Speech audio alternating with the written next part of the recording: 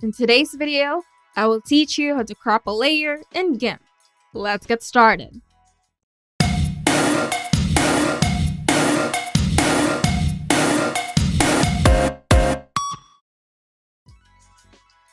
First, launch Gimp on your computer. Then open an existing image by going to File, then Open, or create a new one by going to File, then New.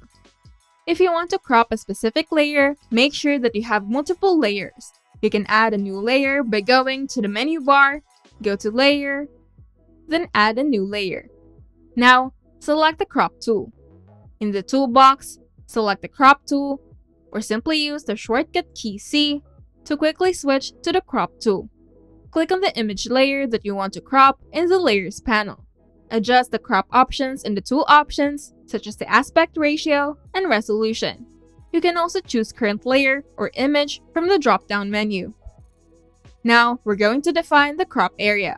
Click and drag to define the area that you want to keep. This area will be highlighted and the rest will be dimmed. You can adjust the size and position of the crop area.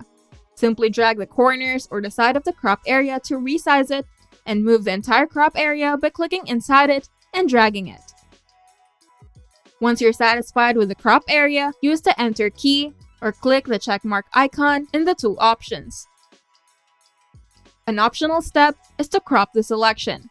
If you have a selection active and you want to crop that selection, go to Image, then crop the selection.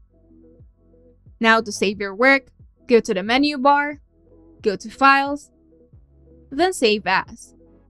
And if you want to save it in different format, you can go to File, then Export As.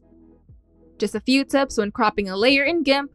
If you make a mistake, use Ctrl-Z to undo and Ctrl-Shift-Z to redo. An optional step for beginners is to use guides.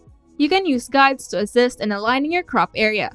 To do this, go to Image, Guides, then select New Guide by Percent and enter the desired percentage. Now, if you want to maintain a specific aspect ratio, select the Fixed option in the tool options and set the ratio. Cropping in Gimp is a fundamental skill that allows you to focus on specific areas of an image.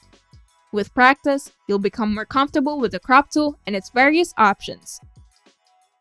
If you find this video helpful, make sure to leave a like and subscribe. And if you want to see more tutorials, turn on the notification bell to get notified whenever we upload new videos.